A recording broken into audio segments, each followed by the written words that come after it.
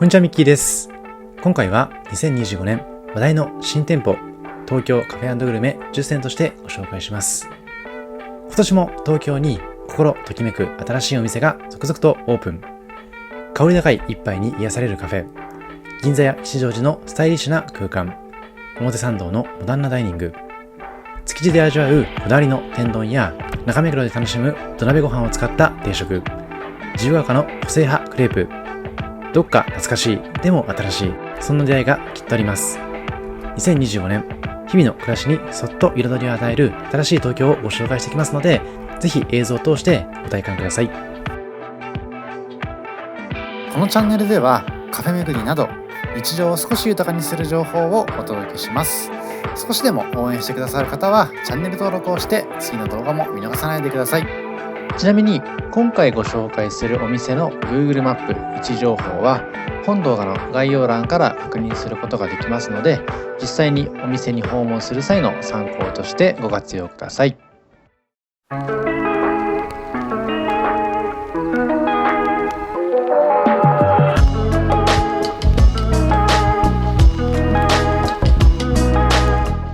まずはじめにご紹介しますのは菅野コーヒーの栄茶店。菅野コーヒーに関しましては、以前に学芸大学のお店ですとか銀座のお店をご紹介しています。そんな個人的にも注目しているお店が八重地下にも登場しました。東京駅へのアクセスが抜群に良い八重洲地下街、そんな空間に静かで落ち着いた時間を過ごせる穴場カフェとして2025年4月にオープンしています。菅野コーヒーの大きなロゴを目印に店内に入りますと、和モダンの落ち着いたインテリアと正面の壁にはアーティストの福田美蘭さんによる見返り美人鏡面群像図が目に留まります。座席はゆったりめに配置されていまして、友人とも一人でもゆったりと過ごすことができます。こちらのお店のコーヒーは季節ごとの空気感に合う一杯を届けるため、豆と季節のバランスを大切にしているようです。気温や湿度で日々変わる豆の状態を見ながら、焙煎師さんが毎月のテーマに合わせて焙煎を丁寧に調整しています。五感で楽しむコーヒーとしてじっくりと楽しんでほしいです。夏感があふれてコクのある紙入り、パッと目の覚めるような深いコクとナッツの甘さが魅力の月入り。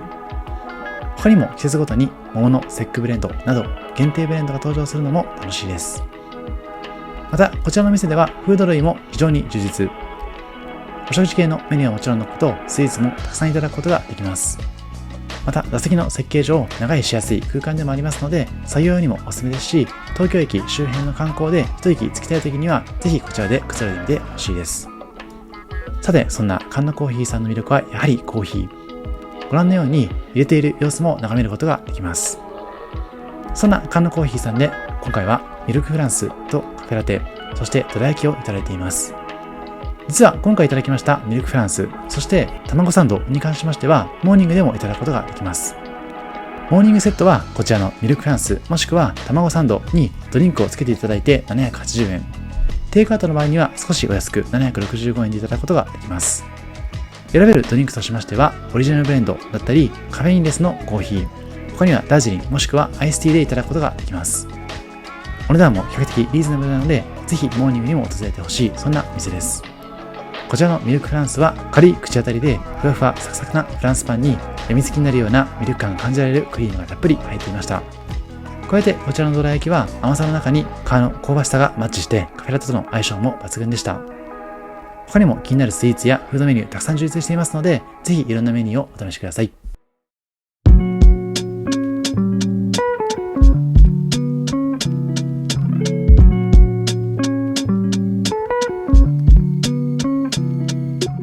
さて、続いてご紹介しますのはロアーコーヒーパークサイド銀座東京。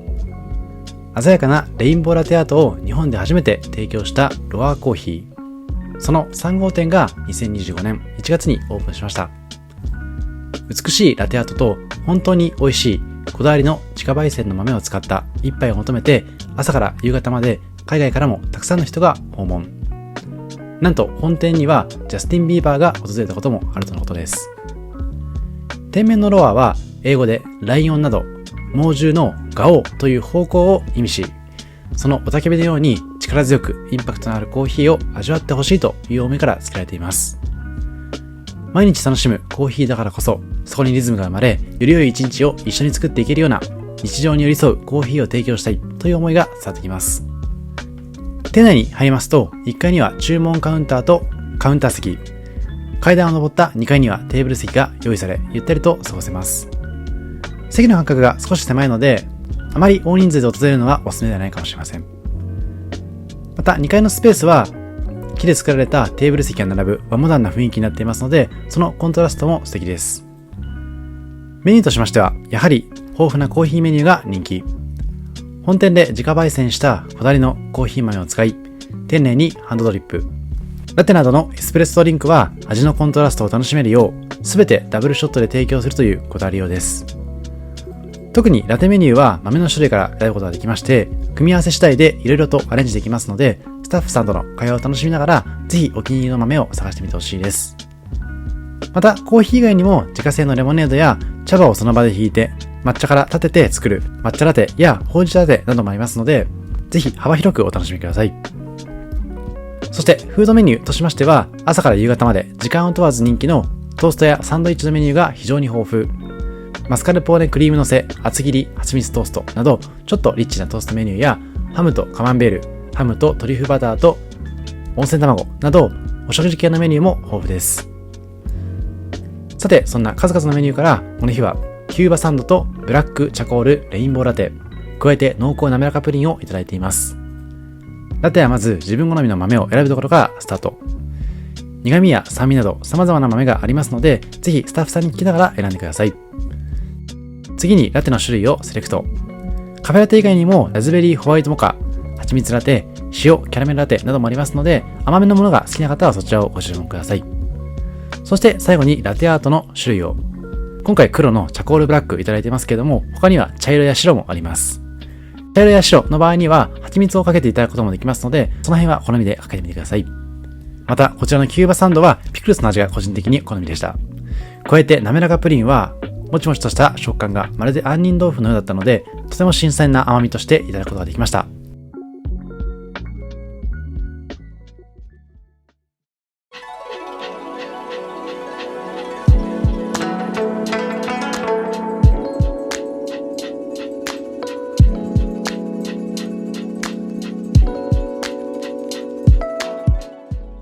さて、続いては銀座からも歩いてたどり着ける場所、築地から金子半之助築地本店のご紹介です。江戸前天丼の名店、金子半之助が築地に新たなフラッグシップ店舗をオープンしました。伝統の味と革新の挑戦が融合したこれまでにない粋で豪快な天丼体験を提供するフラッグシップ店舗として2025年4月28日にオープンした新店舗です。和食界の巨匠、半之助が江戸下町の粋を愛し、秘伝の江戸前の丼タレとともに生み出した一杯の天丼。屋号に込められました家業を継ぐという思いのもと、代々受け継がれます職人技と伝統の味を守り続けています。今回、創業15周年を機に大満足を極めるを新たなブランドビジョンに掲げ、粋で豪快な体験を追求した空間、サービス、味わいへと進化していきます。さて、これまでの映像では1階の様子だけではなくて2階の様子も映しています。こちらの本店の店舗では1階のカウンター席ではボリュームたっぷりな天丼ができる過程をじっくりと眺めながら、2階はテーブル席を設けていまして会食用の個室まで完備しています。さて、そんな金子半之助築地本店、今回15周年を記念し、築地本店にて先行販売されますオリジナルクラフトビールも注目。爽やかな柑橘の香りと軽やかな苦味が特徴の IPA に金子半之助特製香辛料醍醐味をブレンド。柑橘系ホップの香りと天ぷらとぴったりの絶妙なスパイシー感で天丼の旨味を一層引き立てる一杯となっていますので、天丼のお供にもいただいてみてほしいです。なお、数量限定かつ店内飲食でのみいただくことができますので、ぜひこの機会にお試しください。さて、今回いただきました天丼も非常にボリューミーな一杯。築地というロケーションでは考えられないような高コスパでいただくことができました。こちら金子半之助では、お供のたくあんやガリごぼうもお口直しとして合間にいただけるのがさっぱりしてより良いです。ご覧のような形でセルフスタイルでいただくことができますので、好みの量を取っていただいて、ぜひその味わいを感じてみてほしいです。おかげで最後までぎゅうぎゅうに詰まった食材を楽しむことができました。築地で味わう江戸前天丼の真髄、こだわり抜かれた素材、職人の技、そして革新のクラフトビールまで全てを楽しむことができるこちらの店舗です。なお過去には日本橋編の動画で天ぷら飯のお店もご紹介しています。こちらが天丼のお店なんですけども、天ぷら飯のお店ではカウンターで揚げたての天ぷらとご飯を一緒に楽しめるような定食形式でいただけます。さて今回いただきましたのはこちら、豪快な江戸前天丼。値段は1480円と先ほど申し上げました通り少しリーズナブルです。と言いますのも、このボリュームがたっぷり。天丼にはお味噌汁、そして黒豆茶もついてきます。この江戸前天丼は厳選した穴子、エビ、イカ、半熟卵などを豪快に盛り付けた見た目にもボリューミーな江戸前天丼。粋で豪快で手頃な天丼という金子半之助の思いを実現したそんな一杯です。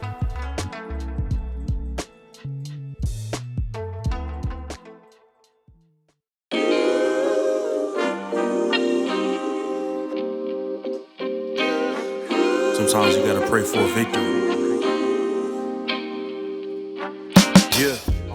続いては目黒からベンダーズサウスウエストグリル。こちらは2025年1月にオープンした店舗です。オフィス街でもあります目黒駅にサクッと食べられるテクスメクス料理店がオープンしました。テクスメクス料理というのは一般的にはメキシコ風のアメリカ料理を表す際に使われる言葉。ここではブリトーやケサディーヤなどのワンハンドフードからサラダボールやライスボールなどのボールメニューも提供いただけます。店内は白とシルバーを基調とした爽やかな空間。ハイチェアが中心の少人数席がメインなので、1人もしくは2人での来店がおすすめです。お店自体メキシコ料理に利用されて始めたとのことで、現地に近い味わいを楽しむことができます。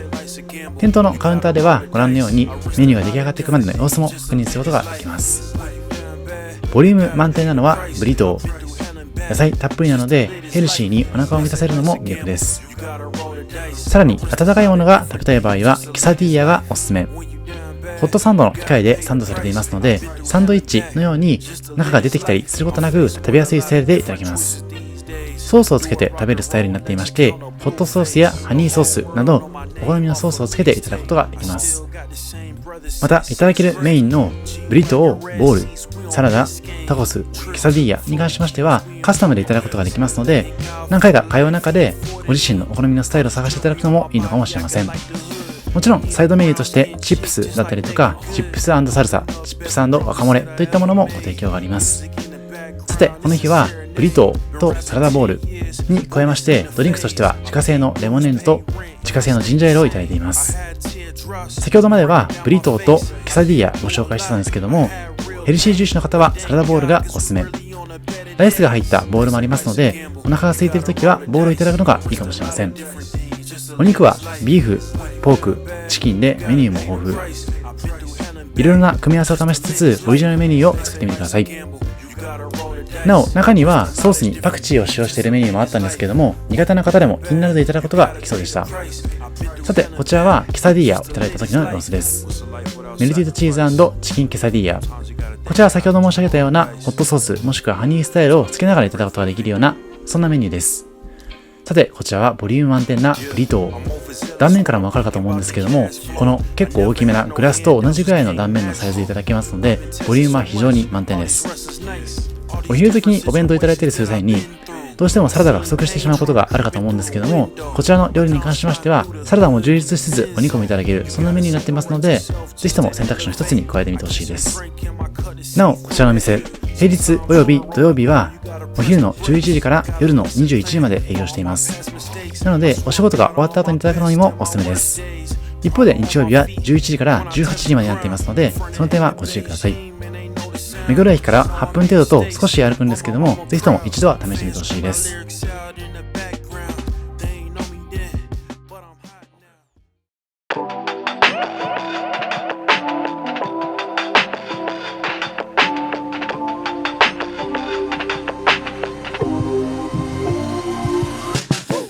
続いてご紹介しますのはオーバーコーヒーハブ。こちらは吉祥寺に新しい雰囲気を持ち込んでくれるような空間です。2025年3月1日にオープンしたばかりのカフェ。吉祥寺駅から徒歩4分の好立地で、その海外風な雰囲気が印象的です。テラスには珍しい観葉植物がたくさん飾られていまして、おしゃれさと癒しの空間が混ざったとても素敵な雰囲気。スケルトンの天井には空調のダクトが見えていたり、コンクリートで作られたカウンターがあるなど、一見無機質な空間の至るところに飾られたグリーンやウッド調のテーブルがナチュラルな雰囲気になっています。カフェとワークスペースが一体になったこの施設。1階はご覧のように休憩や雑談に使えますカフェ&ラウンジ。今回特別に店主さんにご案内いただきまして、2階や3階の様子も後で映していますので、そちらも参考にしてみてほしいです。そんな2階や3階はメンバー製のコワーキングスペースの空間。コワーキングスペースのフロアの使い方も秀逸で、2階は集中したい人のための静かな集中ゾーン。3階は会議や来客対応もできるミーティング、通話 OK ゾーンになっていまして、働く人の多くのニーズに応えてくれます。そんな2階3階のワーキングスペースに関しましては、ドロップインでの利用も可能とのことなので、作業スペースに困った際のカフェとして覚えておくのも良さそうです。意外と吉祥寺の中にはそういったシェアラウンジのような空間が多くなかったので、こういった空間はとてもありがたいです。さて、そんな空間が魅力的なこちらのお店。一方でコーヒーの品質も抜群です。バリスタさんはカリフォルニア発コーヒーブランドでありまして、年間最優秀ロースター2024にも選出されましたバーブコーヒーの出身。過去に新宿編の動画や六本木編の動画でバーブコーヒーさんご紹介していますし、これまでに訪れた店舗の中でバーブ出身のバリスタさんは多かったので、日本にコーヒーの美味しさを伝えているような貴重なお店かなと思っています。そんなお店だからこそ、シングルオリジンの豆を使用した本格派のコーヒードリンクをいただくことがありまして、ハンドドリップによる提供スタイルはもちろんのこと、エスプレッソ系のメニューも充実しています。フードメニューは軽食にちょうどいいオリジナルブリトーやビーガンサンドイッチなどがあります。その中、この日はこちらピスタチオラテとクッキーをいただいています。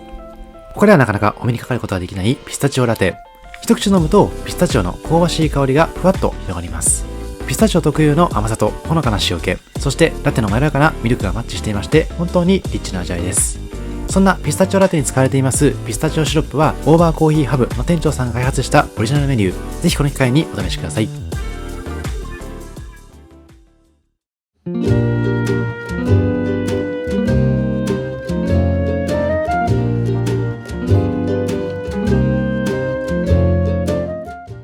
続いては自由が丘からグレープとエスプレッソと自由形。パンエスの愛称で親しまれます人気のベーカリーカフェ、パンとエスプレッソとから生まれたグレープ専門店。2025年3月にオープンして以来、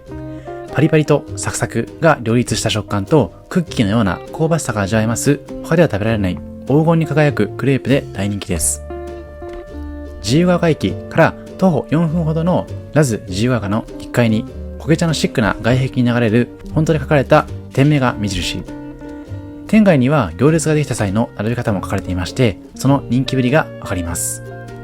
店内はクレープを楽しむことができるベンチ席も少し用意されていますので、ショッピングの合間や自由が丘散策中にスイーツを食べたくなったらふらっと立ち寄るのも良さそうです。クレープ専門店というだけありまして、クレープの種類は一般的なクレープ屋さんと異なって本格的。クリーム系やシュガー系、そして惣菜系など、その日の気分から選ぶことができます。さて、クレープを注文しますと、目の前でクレープが焼き上がる様子も見ることができます。私ももちもち食感のクレープはいくつかいただいているんですけども、パリパリ食感は珍しかったので、その作り方も含めてとても興味深かったです。ザクザク食感が病みつきになる王道のバターシュガーや、レモンの爽やかさとシュガーの甘みが美味しいレモンシュガー、クレープといえばのチョコメルトバナナなど、選ぶのに迷ってしまいそうなラインナップです。生地には特段のこだわりを持っており、1年半という歳月をかけて、バズグルメクリエイターウルフさんと共同開発したとのことです。そんなクレープと一緒にドリンクとしましては、パンエスのシグネチャーメニューでありますエスプレッソを使用したエスプレッソやアメリカノ、さらにカフェラテに加えまして、ティー系やジュースなど、クレープに合うドリンクが揃っています。さて、そんな注目のクレープの中で、今回は SNS で一世を風靡したドバイチョコレートをモチーフにしたドバイチョコメルトをいただいています。厳選されたイタリア産の芳醇なピスタチオペースト、繊細なサクサク食感のピスタチオカ大福クリームと、これでもかというほどのピスタチオ三昧、仕上げのとろけるチョコレートソースと濃厚な自家製ドバイチョコレートで、本家ドバイチョコが数百倍にも豪華になった印象です。そんなピスタチオをかけるチョコレートのマッチングをこだわりのパリパリ生地が受け止める新食感。パンエスファンの方はもちろんのこと、ドバイチョコレートを一度味わってみたいという方、さらに美味しいクレープが食べたいという方にはぴったりの店舗です。さて、そんなドバイチョコメルト、クレープの見た目としてこういったチョコレートを垂らすような作り方も印象的だったんですけども、さらに上から乗っけるこの贅沢な生クリーム、これでもかというほど甘かったので、個人的にはコーヒーと一緒にいただくのがいいかもしれません。もちろん甘党の方は十分に楽しめるようなメニューかなと思います。なお、過去にも自由が丘編でご紹介してるんですけども、クレープとエスプレッソと自由形が入居していますラズ自由が丘の3階ではパンとエスプレッソと自由形を営業していまして、パンのテイクアウトやデザートを食べたい方、そしてそんなパンをモチーフにしたベルトメニュー等がいただきたい方は3階のパンとエスプレッソと自由形も行ってみると良さそうです。そちらは結構席も豊富でゆったりとくつろぐことができます。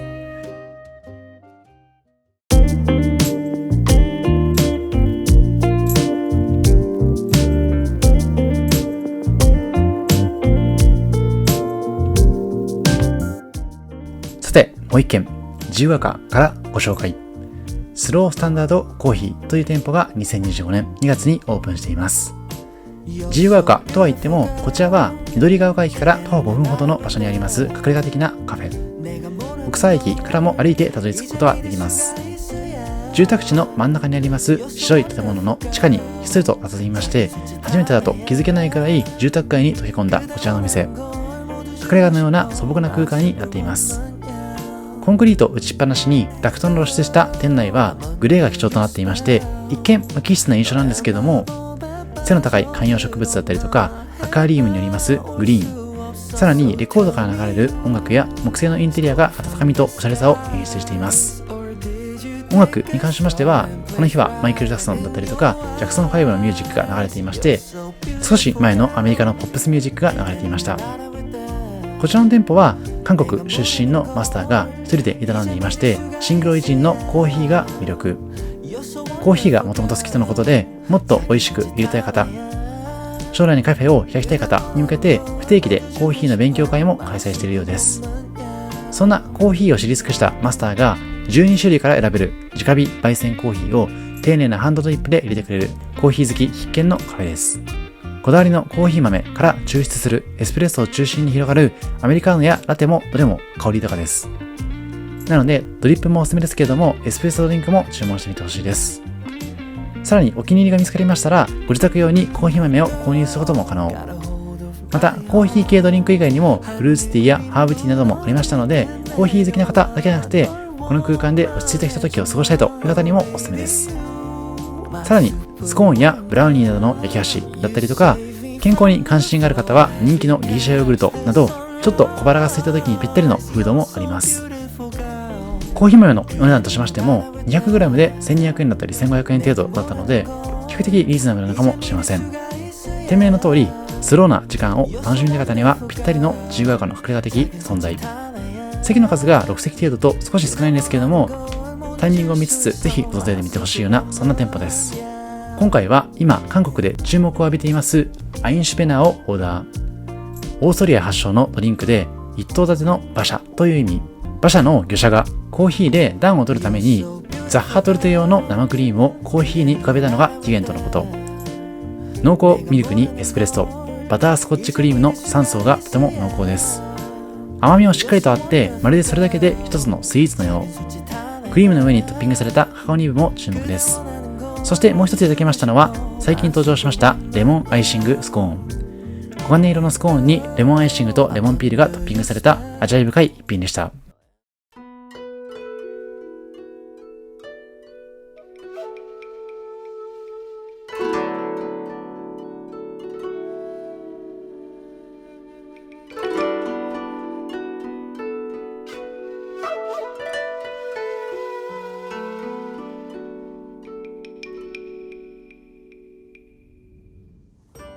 続いては中目黒に場所を移しまして、土鍋ご飯行くしか中目黒のご紹介です。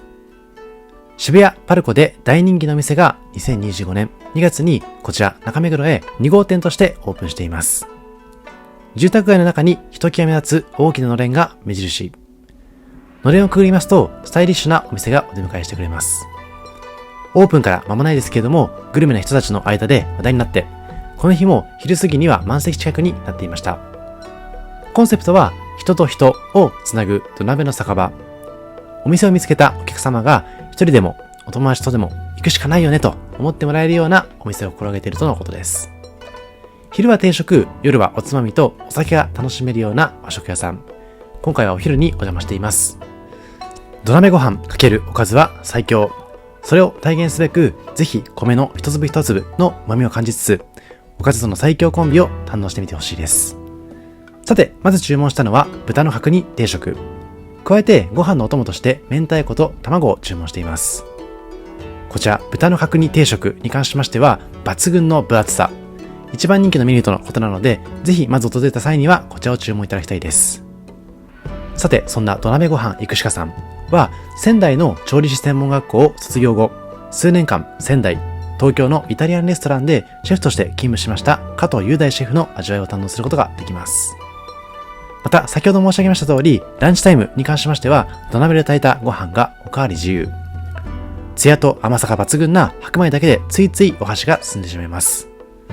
もう一つ注文しましたのは、こちら、牛タタ定食。こちらはわさびや醤油、塩、ポン酢ジュレなど味変しながら楽しむことができます。他に提供されているメニューとしましては、鶏の唐揚げ定食、唐揚げの揚げ浸し定食、西京焼き定食、サバの味噌煮定食、梅カンパチ定食、SPF 豚のとんかつ定食、牛すじ煮込み定食、そして銀鮭いくら定食など、お肉メニュー、お魚メニューともに幅広く提供されていまして、和食を存分に楽しめるので、毎日でも通えるようなお店になっています。また、ご飯はおひつで提供されていまして、普段の食事とは違った雰囲気を味わえます。また、しっかりと酸っぱい梅干しも無料でご提供。こちらもぜひ合わせていただいてみてほしいです。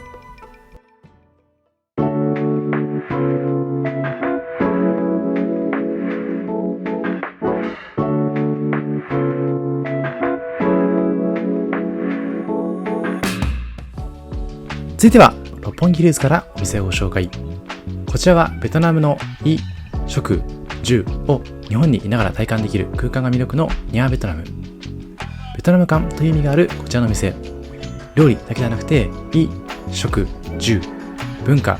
風習、雰囲気など、まるで現地のベトナムにいるような時間をご提供したい、そんな思いを込めて運営しているレストランです。六本木ヒルズの喧騒を抜けて広がる世界はまるでホーチミンの街角。こちらのニャーベトナム六本木ヒルズ店では、香り高いフォーや生春巻き、濃厚なベトナムコーヒーまで五感に楽しむ本場の味をご提供しています。店内は木のぬくもりを感じる落ち着いた空間、ゆったりとした時間が流れている様子もとても素敵でした。実は過去にニャーベトナムのお店、渋谷編でもご紹介してるんですけども、こちらの店舗はさらにメニューが豊富で充実した印象でした。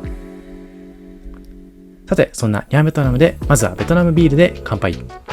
ベトナムビールの種類も複数種類ありまして、いろいろと楽しめそうだったので、ぜひ気になるものから注文していただいて、お酒強い方は全種類試すのもいいかもしれません。私自身過去にベトナムのダナンに訪れていまして、そちらの様子も動画でご紹介しているので、その時の思い出に浸りながら楽しむことができました。さて、こちらは南部ホーチミンバインセオ。こちらはメイン料理の一つでもありまして、注目メニューになっています。なかなかベトナム料理店の中でも食べる機会が多くないと思いますので、ぜひこの機会に楽しんでほしいです。黄金色に輝くパリパリの生地、たっぷりのもやし、エビ、豚肉が包まれたバインセオは、ホーチミンを代表する屋台グルメです。米粉とココナッツミルクを使用した生地は、鉄板で香ばしく焼き上げられまして、一口かじると広がるカリッとした食感がたまりません。新鮮なハーブやレタスに包んで、特製ヌクチャムと言います甘酸っぱい魚醤ベースのソースをたっぷりつけていただくことができます。南国らしい軽やかさと奥深い味わいが共存する至福の一皿でした。続いてこちらは北部ハノイ伝統料理のもっちもち蒸し春巻きバインクオン。ベトナム北部の首都ハノイの朝食の定番といえばのこちらバインクオン。日本では珍しいこの一品は透き通るほど薄く蒸し上げた米粉の皮に豚ひき肉とキクラゲを包んだもっちもちの食感が魅力でした。熱々のうちに香り高いフライドオニオンを散らし、さっぱりとしたヌクチャムダレを絡めれば、口の中でふんわり広がる優しい味わい。シンプルながらも奥深くしみじみとした美味しさが心を満たしていきました。さて、こちらは個人的におすすめなご褒美ベトナム懐石。特別な日にふさわしい贅沢なベトナム料理のコースです。北から南まで本場の味をギュッと詰め込んだこのコース。この懐石メニューを頼むだけで有名なベトナム料理を網羅できますので、悩んだ方はこちらを頼むのがおすすめです。そして最初に映していました懐石に加えまして、選べるハーフサイズのフォーやベトナム風スイーツのチェーを楽しむこともできます。ハーフサイズと言いつつも結構ボリューミーなフォーをいただきましたので、とても満足感が高かったです。そしてこちらがベトナム風スイーツのチェー。この懐石だけでも十分楽しめるようなフルコースのメニューでした。そして最後にお口直しいただきましたのはベトナムコーヒー。練乳が入っているまさにベトナムらしいコーヒーになっていました。カジュアルなランチにも大切な人とのディナーにもぴったり。都会にいながらベトナム旅行の気分を楽しめるようなこちらの空間。ぜひ参考にして訪れてみてください。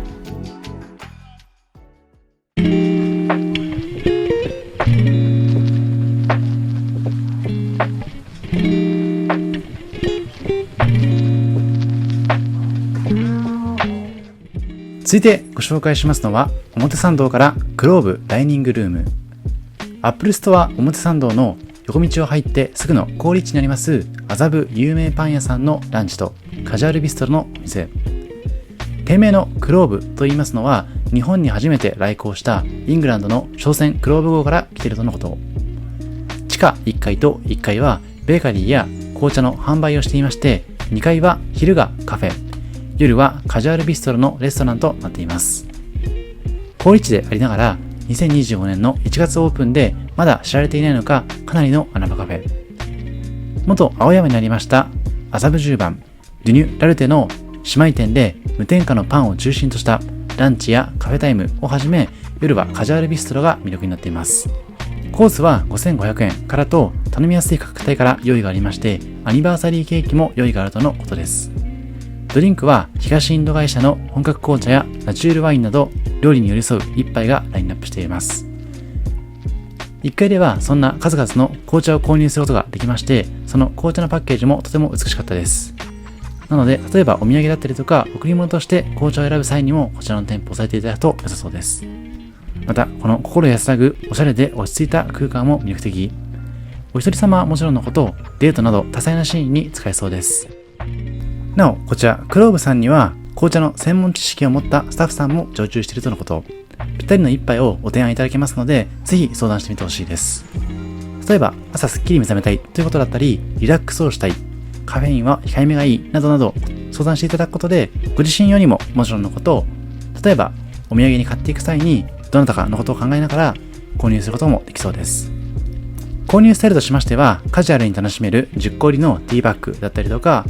100g 単位で提供いただけますリーフティーもありますので、ぜひそういった幅広い選択肢の中から選んでほしいです。さて今映していますのはディナータイムのカジュアルビストロのメニュー。非常にメニューも豊富でございまして、先ほど申し上げたようなワインとのペアリングもおすすめ。もちろんビールやウイスキー類と一緒にいただくこともできますし、例えばコーヒーや紅茶といただくこともできますので、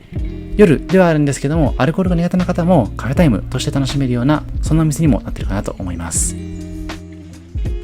今回はランチのメニューをいただいてるんですけども、個人的にディナーのメニューで気になったのはアクアパッツァ。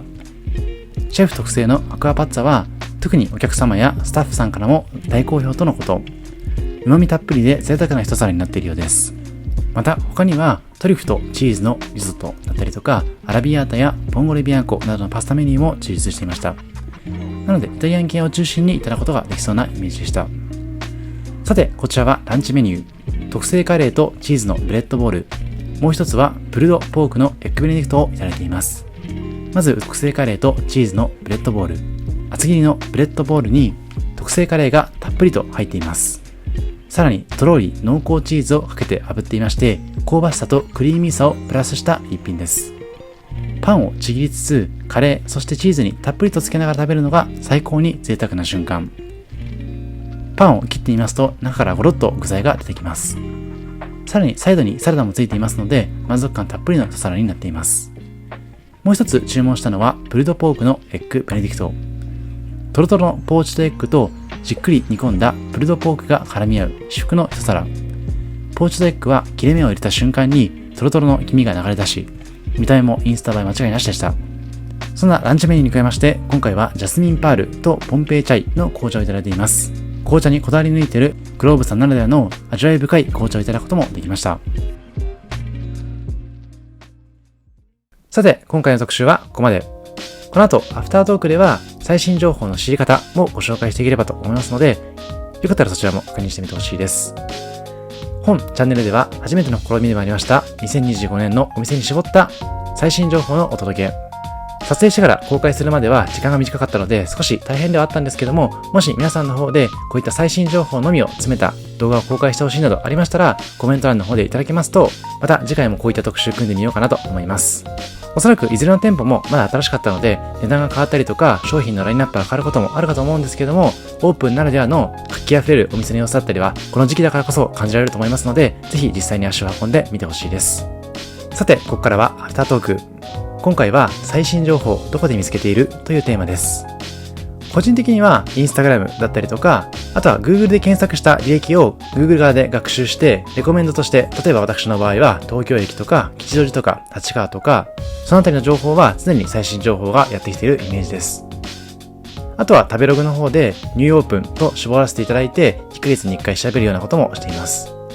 とはいえ、皆さんの中ではそうやって自主的に取りに行くというよりかは、流れてくる情報をつかむことが多いかもしれません。そういった場合に皆さんではインスタグラムで探すことが多いのか、はたまた私のような YouTube チャンネルを見る中で知ることが多いのか、他には口コミで知ったりとか、あとは本屋の雑誌コーナーを見て知ることも多いかと思います。ぜひ皆さんはどういった方法で最新情報を仕入れているかといったところも、よかったらコメント欄の方でも教えてください。以上、ミッキーでした。ありがとうございました。